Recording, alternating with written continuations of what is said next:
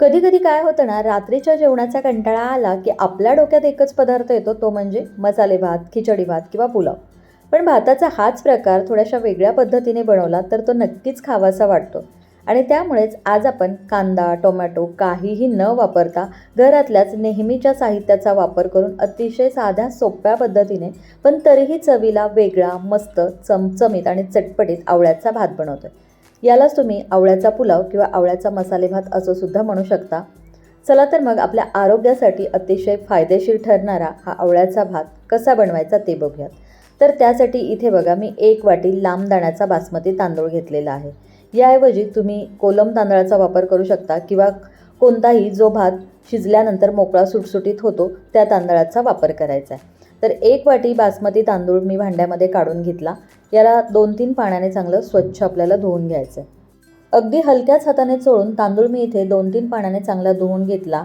तांदूळ धुवून होईस तोपर्यंत इथे बघा, मी तांदूळ शिजण्याकरता गॅसवर पाणी गरम करायला ठेवलेलं होतं. 1 वाटी तांदळासाठी बरोबर 6 वाट्या पाणी इथे मी उकळायला ठेवलेलं आहे. पाण्याला चांगली उकळी फुटली की आता यामध्ये घालू 1 चमचा मीठ. त्याचबरोबर 1 चमचा यामध्ये आपल्याला तेल किंवा तूप घालायचं आहे, म्हणजे मग भात शिजल्यानंतर छान मोकळा सुटसुटीत होतो. तर याला मिक्स करून घ्यायचं. त्यानंतर आता यामध्ये घालूयात आपण धुवून घेतलेला हा बासमती तांदूळ. तांदूळ उकळत्या पाण्यामध्ये घालायचा. लक्षात ठेवा, तांदूळ पाण्यामध्ये घालत असताना पाणी गरमच असावं, उकळलेलं असावं. थंड पाण्यामध्ये भात घालायचा नाही, नाहीतर तो चिकट किंवा चिवट होऊ शकतो. याला तळापासून एकदा व्यवस्थित हलवून घ्यायचं आहे आणि मध्यम गॅसवरती याला आपण आहे ना 6 ते 7 मिनिटासाठी शिजवून घेणार आहोत. तांदूळ शिजत असताना आपल्याला अधूनमधून याला तळापासून हलवून घ्यायचं आहे, म्हणजे मग तो पातेल्याच्या बुडाशी चिकटत नाही. आता याला आपल्याला संपूर्ण शिजवून न घेता आपण हा 80 ते 90% फक्त शिजवून घेणार आहोत. तर जवळपास 6 ते 7 मिनटं झालेली आहेत. मध्यम गॅसवरती मी याला शिजवून घेतलं आहे. तर हा शिजला की नाही हे चेक करून बघू. तर भाताचा एक शीत घ्यायचा, 2 बोटांनी असा जर प्रेस करून बघितला तर याचा सहज तुकडा होतोय. याचाच अर्थ आपला तांदूळ अगदी व्यवस्थित शिजला आहे. आता एक भांडं घ्यायचं आहे, त्यावरती चाळणी ठेवायची आणि शिजलेला भात या चाळणीवरती आपल्याला थंड होण्याकरता काढून घ्यायचा आहे. आता भात चाळणीवर काढून खाली भांड्यामध्ये जे शिल्लक राहिलेलं गरम पाणी आहे ते लगेच आपल्याला बाजूला काढून टाकायचं आहे. ते जर का आपण असंच ठेवलं तर त्याच्या वाफेने, उष्णतेने भात आणखी शिजू शकतो, ओव्हरकुक होऊ शकतो. त्यामुळे जे खाली पाणी शिल्लक राहिलेलं आहे ते गरम पाणी लगेच आपल्याला बाजूला काढून घ्यायचं आहे. ते पाणी फेकून न देता तुम्ही झाडाला ते घालू शकता किंवा एखाद्या भाजीमध्ये सुद्धा तुम्ही ते पाणी वापरू शकता. तर हे बघा, हे पाणी मी बाजूला काढून घेतले आणि त्यानंतर चाळणी पुन्हा मी यावरती ठेवलेली आहे. आता भात आपल्याला पूर्णपणे थंड करून घ्यायचा आहे. हवं असेल तर तुम्ही यावरती 1 चमचाभर तूप किंवा तेल घालू शकता, म्हणजे मग भाताचा प्रत्येक शीत मोकळा सुटसुटीत होतो, अजिबात चिकट किंवा चिवट होत नाही. या उलट जर का भात तुम्हाला खूप जास्त शिजल्यासारखा वाटत असेल, चिकट झाल्यासारखा वाटत असेल, तर एक खास टिप्स सांगते. यावरती 3-4 ब्रेडच्या स्लाइस ठेवायच्या, यावर झाकण ठेवायचं, म्हणजे मग ब्रेडच्या स्लाइस जे जास्तीचं पाणी आहे ते शोषून घेतात आणि भात मोकळा होतो, सुटसुटीत होतो. भात शिजवून घेतलाय, याला थंड होण्याकरता थोड्या वेळासाठी बाजूला ठेवून देऊ. तर आज इथे आपण आवळ्याचा भात बनवतोय, त्यामुळे इथे मी 5 आवळे घेतलेले आहेत. आवळे स्वच्छ धुवून घेतले, सुती कपड्याने कोरडे करून घेतलेले आहेत.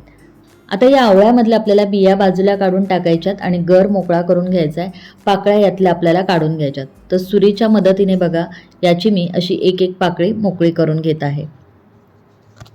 आयुर्वेदामध्ये आवळ्याला सुपर फूड असं मानलं गेलेलं आहे, कारण याच्यामध्ये भरपूर सारे पोषण तत्व आहेत. आवळा खाल्ल्यामुळे आपली इम्युनिटी बूस्ट होते, त्याचबरोबर पचनक्रिया सुधारते. केसांचं आणि त्वचेचं आरोग्य सुधारण्यासाठी सुद्धा रोज एक आवळा खाणं गरजेचं आहे. हृदयाच्या आरोग्यासाठी आवळा खाणं फायदेशीर ठरतं. आवळ्याचा ज्यूस जर का तुम्ही घेतला तर लिव्हर डिटॉक्स होण्यासाठी सुद्धा आवळ्याचा रस फायदेशीर ठरतो. तर हे बघा, इथे आहेत ना, मी ह्या आवळ्याच्या सगळ्या पाकळ्या मोकळ्या करून याचा बीचा भाग बाजूला काढून घेतलेला आहे आणि याला आहे ना मी मिक्सरच्या भांड्यामध्ये काढून घेतलं आहे. आता यामध्ये ना पाणी आपल्याला अजिबात घालायचं नाही. पाणी न घालताच याला मिक्सरवर फिरून याची छान अशी आपल्याला बारीक पेस्ट तयार करून घ्यायची. तर हे बघा, पाणी न घालताच आवळ्याच्या पाकळ्या किंवा आवळ्याचा गर मी मिक्सरवर फिरून छान बारीक करून घेतलेला आहे. मस्त याची फाईन पेस्ट तयार करून घेतली. तर भातासाठी अशी ही आपण पूर्वतयारी करून घेतली. आता आपण आवळ्याचा भात बनवायला घेऊ. त्यासाठी गॅसवर कढई गरम करायला ठेवली. यामध्ये 2 ते 2.5 पळ्या तेल घालून तेल चांगलं तापवून घेतलं.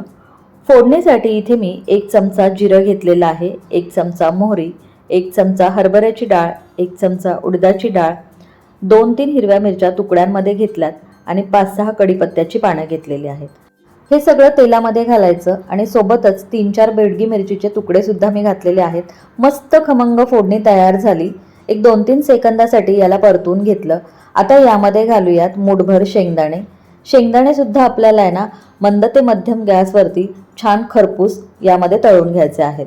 इथे मी शेंगदाण्याचा वापर केलेला आहे. हे तुम्हाला आणखीन पौष्टिक करायचं असेल तर यामध्ये तुम्ही काजूचा सुद्धा वापर करू शकता. आता यानंतर यामध्ये घालूयात आपण तयार करून घेतलेला आवळ्याचा गर किंवा आवळ्याचा किस. इथे मी आवळ्याचा गर मिक्सरवर फिरून त्याची पेस्ट तयार करून घेतलेली होती. तुम्हाला हवं असेल तर तुम्ही आवळा किसून सुद्धा यामध्ये घालू शकता. आता हा आवळ्याचा गर 1 मिनिटभरासाठी यामध्ये घालायचा आणि थोडासा परतून घ्यायचा आहे. म्हणजे मग यातला जो तुरटपणा आहे तो थोडासा कमी होतो आणि भात सुद्धा चवीला चांगला लागतो. तुम्हाला असं वाटत असेल की आवळ्यामुळे भात चवीला आंबट किंवा तुरट लागत असेल, पण असं अजिबात होत नाही. आवळ्याचा गर असा थोडासा परतून घेतला की असा तुरटपणा कमी होतो आणि भात सुद्धा चवीला खूप छान लागतो. खूप जास्त आंबट किंवा तुरट लागत नाही. हे छान असं परतून घेतलं. आता यामध्ये घालूयात पाव चमचा हळद, 1 चमचा यामध्ये धने जिरे पावडर घालायची. त्याचबरोबर टेस्ट बॅलन्स व्हावी याकरता मी यामध्ये 1 चमचाभर गूळ घातलेला आहे. त्यानंतर आहे ना यामध्ये चवीपुरतं मीठ घालायचं आहे. टेस्ट बॅलन्स होण्याकरता इथे मी बारीक चिरलेला गूळ घातलेला आहे. तुम्हाला हवं असेल तर 1 चमचाभर साखर सुद्धा तुम्ही यामध्ये घालू शकता. हे सगळं व्यवस्थित आपल्याला तळापासून हलवून मिक्स करून घ्यायचं आहे. हा भात बनवण्यासाठी आज आपण कांदा, टोमॅटो, आलं लसूण पेस्ट यापैकी काहीही वापरलेलं नाहीये. अगदी साधा सिंपल आवळ्याचा भात बनवतोय. त्यामुळे इथे फक्त आपण आवळ्याचा कीस घालून मस्त फोडणी तयार करून घेतलेली आहे. छान फोडणी तयार करून झाली. थोडंसं याला परतून घेतलं की त्यानंतर आपण आहे ना मगाशी शिजवून घेतलेला बासमती तांदूळ यामध्ये घालायचा आहे. याला पूर्णपणे थंड करून घ्यायचं आहे आणि मगच आपण हा फोडणीमध्ये घालणार आहोत. गरम असताना जर का यामध्ये आपण घातलं तर भात थोडासा चिकट आणि चिवट होऊ शकतो. थंड झाल्यामुळे तुम्ही इथे बघू शकता याचा प्रत्येक दाणा मोकळा सुटसुटीत झालेला आहे. मस्त असा प्रत्येक शीत ना शीत पांढरा शुभ्र आणि सळसळीत दिसतोय. याला अगदी हलक्या हाताने आपल्याला यामध्ये मिसळून घ्यायचं आहे. खूप जास्त याला परतायची गरज नाही, नाहीतर भाताची शीतं तुटू शकतात. तर हे बघा फोडणीमध्ये भात व्यवस्थित मिक्स करून घेतला. आता गॅस मंद करायचा आहे. यावरती झाकण ठेवायचं आहे आणि 2 मिनिटासाठी याला आपण छान वाफवून घेणार आहोत.